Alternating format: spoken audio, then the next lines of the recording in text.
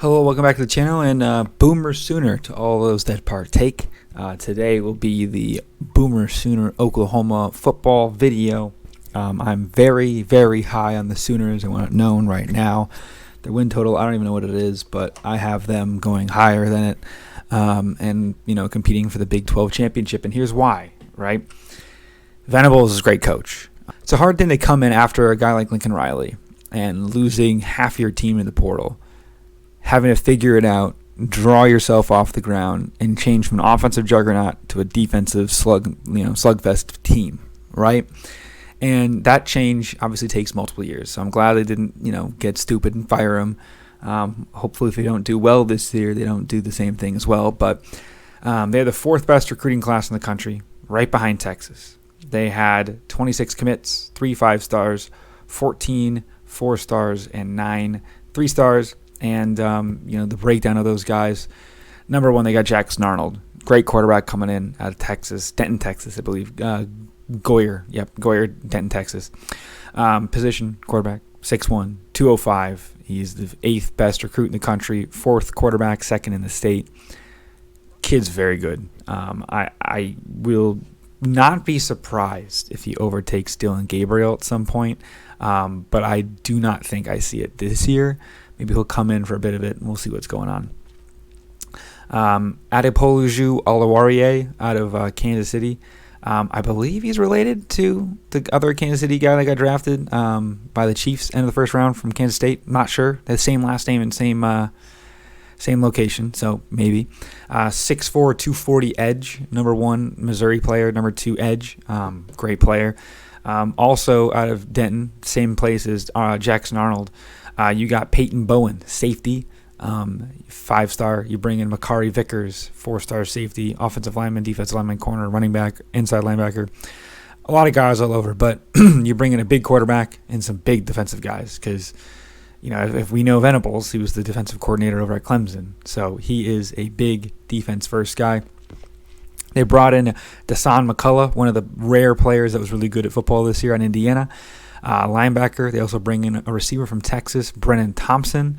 They bring in Walter Rose, offensive tackle from Stanford.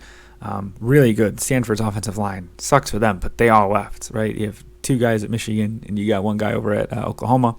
Trace Ford from OK State to Oklahoma. That's crazy of a transfer. D lineman. And then they brought in from Michigan, Andrel Anthony, who I don't know where he is on this board, but he's a good kid. Yep, 13th for them. He's a real good kid. He wasn't the best, but I think he'll make a good impact there. Austin Stonger, tight end from South Carolina. And then 2 more defensive linemen from Wake Forest and Notre Dame. And if you know anything about their recruiting, they also brought in Devon Sears from Texas State. So tons of D-line guys coming. I think 5. And when you look at their D-line, all the transfers they brought in, these guys, they want to run deep D-lines. They want to be a defensive first team. They want to, help run the ball, spray it around the field on offense, but then on defense, they're going to slow it down, get in the trenches, and, do their thing. And you can tell the way that they're recruiting and the way that they're playing this out is they're getting ready for the SEC. This is like tune-up season for the SEC. I think that they're going to bully around the Big 12 this year, and if you look at their schedules, it's pretty favorable for them.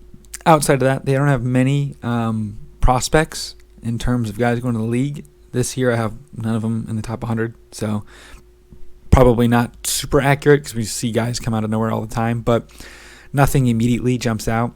They're bringing back a lot on offense. Obviously, Dylan Gabriel from UCF. Now he's going to play UCF in the games, but it's going to be a good thing. I think that they're going to be a very, very sneaky good team, and people kind of forgot about them. They're very favorable odds to win the Big 12. They're very favorable odds to make the playoff. The Big 12 is one of those things that you can't take the favorite almost ever, right? Because someone always comes out of nowhere. And Oklahoma will win it a lot, but now that they're like 3 or 4 to 1, I think that that's a good opportunity to get them there. As for their schedule, Arkansas State at home, easy win. SMU at home, easy win. They were going to play Georgia, but Georgia had to cancel it due to them moving to the SEC. It would mess everything up apparently, so whatever.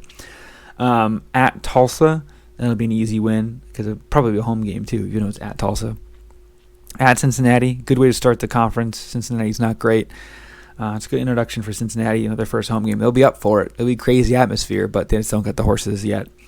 Iowa State, they'll beat them at home, no problem. At Texas, obviously not, but neutral site. Texas is the home team this year on paper. That's your biggest game of the year, and we'll see how it all goes. I think that they'll be able to handle them in the trenches, but Texas has all the weapons, so Texas, I believe, will win that one. So right now you're 5-1, but you'll be 5-0 going into that game. You'll beat UCF at home because you're at home. Dylan Gabriel revenge tour against his old team. At Kansas will get tricky, but you took care of them last year and you were significantly worse. At Oklahoma State for the last time in the foreseeable future. Oklahoma State stinks, but it's a rivalry game. It's Bedlam. Anything can happen. Gundy will be super, super hyped up for this one. He'll be very angry about them leaving the conference, feeling left behind, the little brother treatment. So that'll be a big one. But they'll win. So they're what now? Is that 8-1? They'll play West Virginia. They'll beat them. They'll beat at BYU. And then they'll come home and play TCU and win that one as well. They're going to go 11-1. They're unfortunately going to lose in conference. I believe I have them going 11-1 and Texas going 11-1, losing to Alabama. But Texas undefeated in the Big 12, which is crazy, but I could see it happening. Then they'll face Texas in the Big 12 championship game, and I think that they could probably beat them. I'm not making a super official prediction on that, but I would not be surprised if we see Oklahoma in the playoff. I know that might seem nuts after last year, them going 6-7.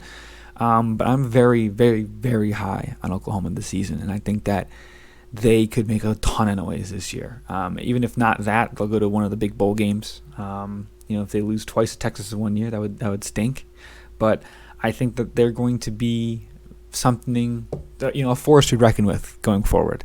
Looking at their 2024 recruiting, just a little bit of an ahead there because they're going to the SEC. They got a 4-star receiver. They got two 4-star receivers, some 4-star corner and safety, and then they're in on every D-line prospect. David Stone, some of the other big defensive linemen that they're really looking at, and I think that they're going to get a lot of them. And I believe that the way that they're building this team, defense first, and then a 5-star quarterback, perfect for the SEC. And I think that they'll be able to play with a trench play of the SEC, even though we have kind of seen they haven't been able to in past years with Lincoln Riley's teams when they play the SEC teams in the playoffs. But I do believe that they'll be ready for it this year. Or going forward, not this year, but if they make it to the playoffs, potentially, but going forward in the SEC in 2024. So that's all I have for now. Let me know down below what you think about Oklahoma. If you think that they are going to be able to take the next step, and Venables will have the guys back. He's using the portal unlike his old coach, and we'll see how that goes. Boomer Sooner, I think that they're going to do it. I think they're going to make a lot of noise, and I would not be surprised if they sneak into the playoff. Might be nuts. Let me know if I am. Thanks for watching. We'll see you next time. Peace.